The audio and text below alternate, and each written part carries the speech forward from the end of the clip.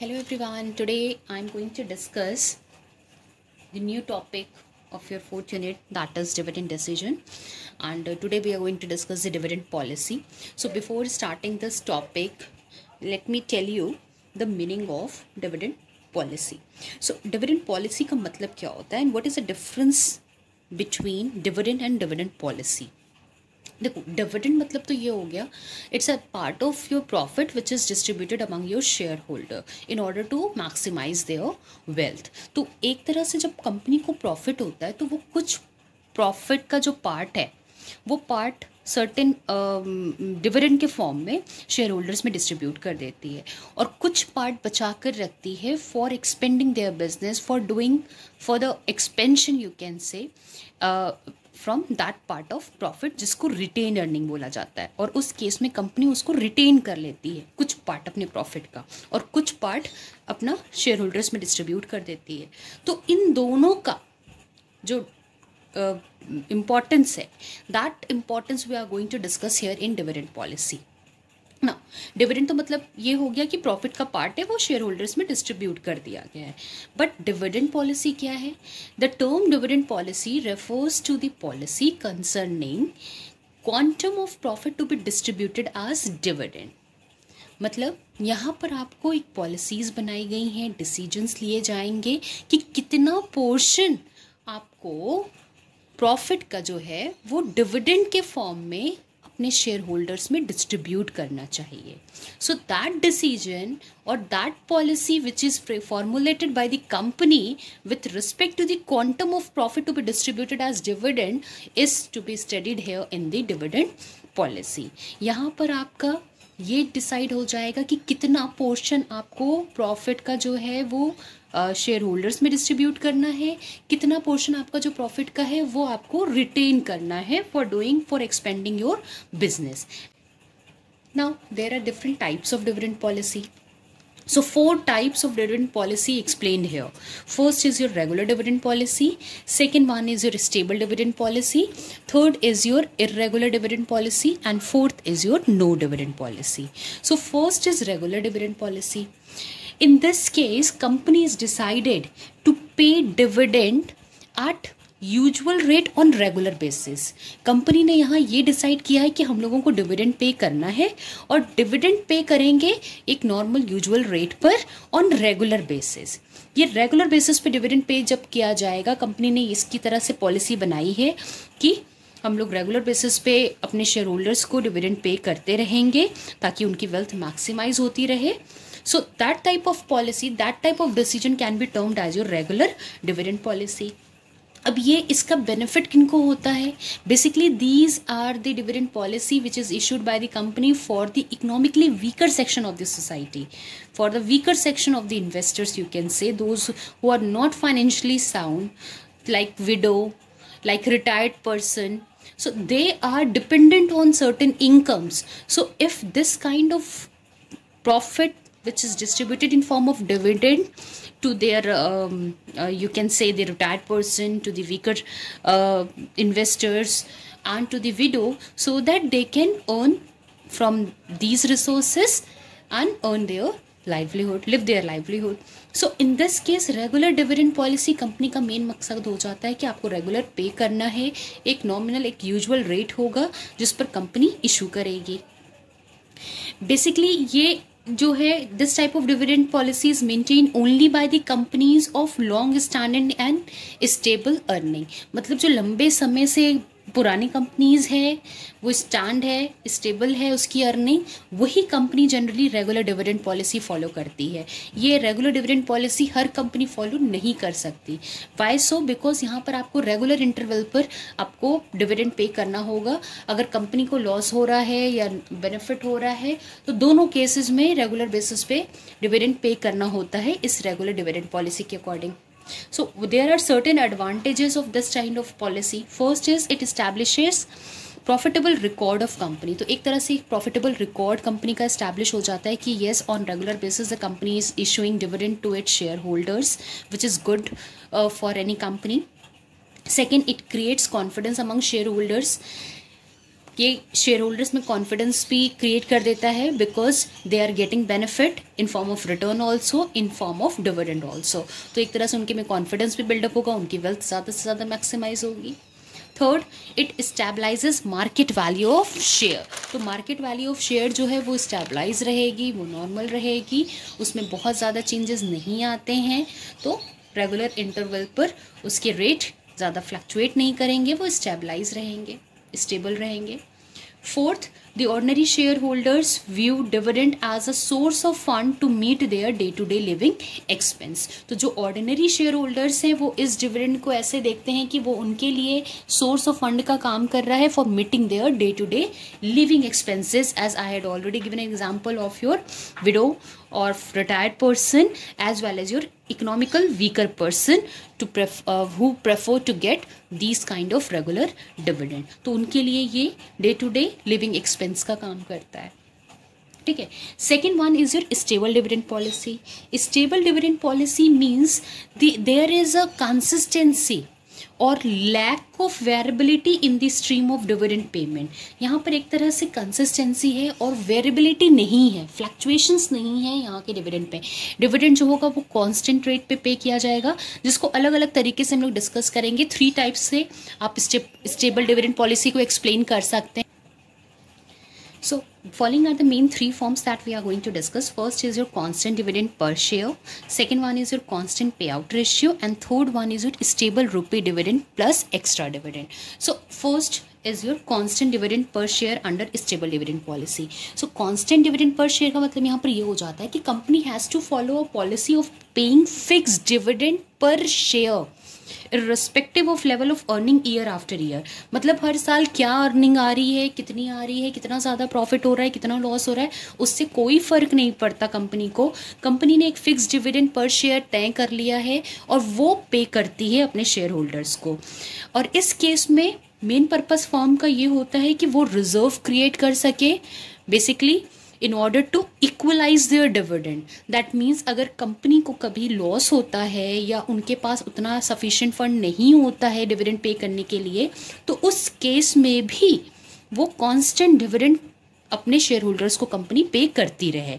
So this is the concept explained here in case of constant dividend per share, कि अगर company को loss भी होता है या उनके पास लिक्विड रिसोर्सेज नहीं होते हैं, तब भी कंपनी अपने रिजर्व फंड्स में से वो जो डिविडेंड इक्वलाइजेशन के लिए रखी हुई है उसमें से अपना डिविडेंड निकालती है और वो फिक्स्ड अमाउंट जो है पर शेयर के हिसाब से जो उसने फिक्स किया है उसके हिसाब से वो कंपनी पे कर देती है। और इस केस में मेन जो पॉलिसी है वो सुटेबल किन के लिए है? These are suitable for the concern whose earning are expected to remain stable over number of year। जिनकी अर्निंग स्टेबल होती है, सालों साल स्टेबल होती है, कोई उसमें फ़र्क नहीं होता है। ये बेसिकली उन फर्म्स के लिए एप्लीकेबल है, बिकॉज अगर उनकी अर्निंग स्टेबल होगी तो उनको फिक्स डिविडेंड पे करने में आसानी होगी, उनको कोई प्रॉब्लम क्रिएट नहीं होगी। Now second one is constant पे आउट रेशियो। कॉन्स्टेंट पे out ratio means if payment of fixed % of net earning as dividend every year। मतलब यहाँ पर कंपनी ने डिसाइड कर लिया है कि जितनी अर्निंग आएगी, जितनी प्रॉफिट होगी, उसका सर्टेन फिक्स परसेंटेज हम लोग डिविडेंड के फॉर्म में अपने शेयर होल्डर्स को पे करेंगे। सपोज अगर अर्निंग हुई है 100 रुपीज़ फॉर एग्जाम्पल, उस 100 में से कंपनी ने डिसाइड कर लिया कि 10% उस अर्निंग का हम लोग हर साल अपने शेयर होल्डर्स को डिविडेंड पे करेंगे। That means 10 rupees.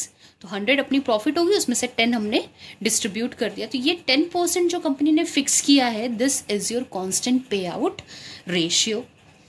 ये कंपनी की अर्निंग के हिसाब से फ्लक्चुएट करती रहेगी। फॉर एग्जाम्पल जब कंपनी की अर्निंग 100 थी तो 10% किया, जब कंपनी की अर्निंग 200 होगी तो हो सकता है उसको 25% कर दे। तो कंपनी की अर्निंग के अकॉर्डिंगली ये फ्लक्चुएट होती रहेगी इन दिस कांस्टेंट पे आउट रेशियो। बट इसमें भी फिक्स परसेंटेज होता है प्रॉफिट का, जब जितनी भी अर्निंग कंपनी की होगी उसमें से फिक्स्ड परसेंटेज के फॉर्म में कंपनी डिस्ट्रीब्यूट करती है अमंग इट्स शेयर होल्डर। अब ये किन के लिए ज़्यादा बेनिफिशियल होगा? These types of dividend policies preferred by the firms because it is related to their ability to pay dividend. Basically ये उन फर्म्स के लिए ज़्यादा अच्छा है जिनकी एबिलिटी, जिनकी कैपेसिटी बहुत अच्छी है डिविडेंड्स को पे करने के लिए, बिकॉज ये टोटली अगर अर्निंग अच्छी आएगी तो ही वो परसेंटेज पे करेंगे। Now, third is stable rupee dividend plus extra dividend. That means some companies follow a policy of paying constant low dividend per share plus extra dividend in years of high profit. मतलब constant rate आपका fixed है, company पे करेगी dividend, but वो जो constant rate होगा वो low होगा as compare to any other. But इस केस में अगर कंपनी को किसी भी ईयर में ज़्यादा प्रॉफिट हो जाता है तो उस केस में वो एक्स्ट्रा डिविडेंड पे कर देगी। वो जो कांस्टेंट अमाउंट रहेगा पे करने का वो तो रहेगा ही, प्लस एक्स्ट्रा डिविडेंड भी कंपनी उस हाईएस्ट प्रॉफिट का जो परसेंटेज होगा वो पे करेगी। Basically these are suitable for the firms who is having fluctuating earning, जिनकी फ्लैक्चुएट करती रहती है अर्निंग, उनके लिए ये stable dividend policy plus extra dividend method ज़्यादा बेनिफिशियल होगा। ऐसा क्यों? क्योंकि जिस ईयर में इनको ज़्यादा अर्निंग होगी, ज़्यादा प्रॉफिट होगी, उस ईयर में ये एक्स्ट्रा डिविडेंड फॉर्म करके पे कर देंगे। So these are the main three types of stable dividend policy. Now there is certain advantage of stable dividend policy. इसका certain advantage क्या है? First, it is a sign of continued normal operation of company. अब ये बताता है, इस stable rupee dividend जो stable dividend policy है, ये आपको ये बताता है कि कंपनी जो है वो नॉर्मली अच्छे से ऑपरेट कर रही है, नॉर्मल साइन है। Second, it stabilises market value of share. इस केस में भी आपका जो मार्केट वैल्यू ऑफ शेयर है वो स्टेबलाइज हो रहा है। And it create a confidence among the investors because time to time if they are getting the fixed dividend और high dividend in case if company is earning high profit, so it ultimately creates a confidence, so they will invest more, their wealth it's maximizing. Fourth, it meets requirement of institutional investors who prefer companies with stable dividend. तो ये एक तरह से जो institutional investors की requirement है उसको भी fulfill करता है because they prefer the companies with stable dividend. वो ये चाहते हैं कि कुछ कंपनीज जो हैं वो stable dividend time to time अपने इन्वेस्टर्स को देती रहें। तो जो इंस्टीट्यूशनल इन्वेस्टर्स की रिक्वायरमेंट है वो स्टेबल डिविडेंड पॉलिसी के थ्रू हेल्पफुल है, प्लस फुलफिल हो पा रही है। Now, what is disadvantage? The disadvantage of stable dividend policy is once a stable dividend policy is followed by the company, it is not easier to change. अब एक बार company ने ये decide कर लिया कि we are going to follow the stable dividend policy, in that case it is not possible for them to change. वो बहुत आसान नहीं होता है, काफ़ी कॉम्प्लिकेटेड हो जाता है बिकॉज उन्होंने डिक्लेरेशन दे दिया है कि we are going to, starting में उन्होंने डिक्लेरेशन दे दिया कि we are going to give the stable dividend, और बाद में अगर वो ऐसा अनाउंसमेंट कर देते हैं या डिक्लेयर करेंगे कि नहीं we are going to follow the regular dividend और इरेगुलर डिविडेंड पॉलिसी, तो उस केस में इन्वेस्टर्स का जो भरोसा है वो उठ जाता है। Second, if stable dividend are not paid to shareholders on any account including insufficient profit, the financial standing of company in minds of investors is damaged and they may like to dispose of their holdings. तो एक बार उनका भरोसा उठ गया, आपने जो promises किए वो आपने अगर नहीं पे किए तो उस केस में वो क्या करेंगे, उनकी जितनी भी होल्डिंग्स होगी वो धीरे धीरे उसको डिस्पोज ऑफ करना शुरू कर देंगे, उसमें सेलिंग करना शुरू कर देंगे। Third, it adversely effect the market price of the shares of the company. एक तरह से अगर वो डिस्पोज ऑफ करेंगे, आपकी रेपुटेशन ख़राब हो रही, शेयर होल्डर्स की वेल्थ भी नहीं मैक्सिमाइज हो पा रही है, तो इस केस में क्या होगा, मार्केट प्राइस जो होगा आपके शेयर्स का वो एडवर्सली अफेक्ट हो जाएगा, वो डे बाय डे डिक्लाइन होना शुरू हो जाएगा। If company page in spite of its incapacity, it will be suicidal in long run, मतलब अगर कंपनी इस केस में अगर वो लॉस भी सिचुएशन में है, as I had explain here, in loss situation also company is paying the stable dividend to its shareholders. तो इस केस में क्या होगा कि अगर ज़्यादा उसको लॉस होता जा रहा है, हर बार उसको लॉस हो रहा है, वो अपने पॉकेट से सिर्फ डिविडेंड पे करती जा रही है, तो ये लंबे समय के लिए कंपनी के लिए अच्छा नहीं होगा, बिकॉज वो लॉस में जाती जा रही है, प्लस वो उनके लिए सुसाइडल केस का काम करेगा। So this is all about your stable dividend policy. Next and third dividend policy is your irregular dividend policy. Now irregular dividend policy का मतलब यहाँ पर ये हो जाता है कि जब कंपनी रेगुलर टाइम इंटरवल पर, रेगुलर बेसिस पर आपकी डिविडेंड पे नहीं करती है टू इट्स शेयर होल्डर्स। तो कौन कौन से ऐसे रीजंस होंगे जब कंपनी रेगुलर डिविडेंड पे नहीं करेगी? Following are the main 4 reasons on which ground you can say the company is not paying the regular dividend. First is uncertainty of business. कुछ घटना ऐसी बिजनेस में घट गई है, लॉस हो गया, कभी कोई ऐसी सिचुएशन आ गई जिसके तहत कंपनी ने डिविडेंड डिक्लेयर नहीं किया, तो वो हो सकता है। दूसरा, अनसक्सेसफुल बिजनेस ऑपरेशन, मतलब सक्सेसफुल नहीं रहा, जो डीलिंग करनी थी वो अनसक्सेसफुल रही, उसमें ज़्यादा मुनाफा नहीं हुआ, ज़्यादा बेनिफिट नहीं हुआ, प्रॉफिट में नहीं रही कंपनी, तो उस केस में कंपनी रेगुलर डिविडेंड नहीं देगी। Third, because of lack of liquid resources, company के पास सफिशिएंट फंड नहीं है, एडिक्वेट फंड नहीं है डिविडेंड देने के लिए, तो उस केस में इरेगुलर हो जाएगा, कंपनी डिविडेंड नहीं देगी। Fourth, fear of adverse effect of regular dividend on financial standing of a company. एक तो ये हो जाता है कि कंपनी अगर रेगुलर डिविडेंड नहीं पे करती है तो उस केस में उनकी फाइनेंशियल पोजीशन खराब होगी। मतलब अगर कंपनी रेगुलर डिविडेंड पे करेगी तो कंपनी को ये डर होगा कि उनकी फाइनेंशियल पोजीशन फ्यूचर में खराब हो सकती है, क्योंकि वो ज़्यादा तो अपनी अर्निंग, अपनी जो प्रॉफिट्स का पार्ट है वो डिस्ट्रीब्यूट कर दे रहे हैं इन form of dividend among it's shareholders. तो जब उनको ये डर हो जाएगा कि अगर ज़्यादा से ज़्यादा हम सिर्फ प्रॉफिट डिस्ट्रीब्यूट कर देंगे तो हम खुद अपना बिजनेस अगर एक्सपेंड करना होगा लंबे समय में तो वो हम कैसे करेंगे, अपने बिजनेस का एक्सपेंशन कैसे करेंगे। तो इस डर से वो रेगुलर डिविडेंड पॉलिसी नहीं देते हैं कि और इरेगुलर हो जाते हैं। Last is no dividend policy. When the company is decided not to follow any policy, not to issue, not to declare any dividend to its shareholder, तो वो आपका नो डिविडेंड पॉलिसी होगा। मतलब कंपनी इस case में dividend issue कर ही नहीं रही है, डिक्लेयर ही नहीं कर रही है। ऐसा क्यों होता है? जब कंपनी की जो वर्किंग कैपिटल की कंडीशन पोजीशन है उस कंपनी की वो फेवरेबल नहीं है, अनफेवरेबल वर्किंग कैपिटल की पोजीशन है, उनके पास लिक्विड रिसोर्सेज नहीं है, फ्यूचर एक्सपेंशन के लिए फंड नहीं है, तो उस केस में कंपनी डिविडेंड इशू नहीं करती है, इसलिए वहाँ पर वो नो डिविडेंड पॉलिसी फॉलो करती है। So there are 4 main types of dividend policy that we had discussed. First is regular dividend policy, second one is stable dividend policy, third is irregular dividend policy, and fourth is no dividend policy. So that's all for today. In the next session I am going to discuss with the factors affecting dividend decision. Thank you everyone. Have a nice day. Bye bye.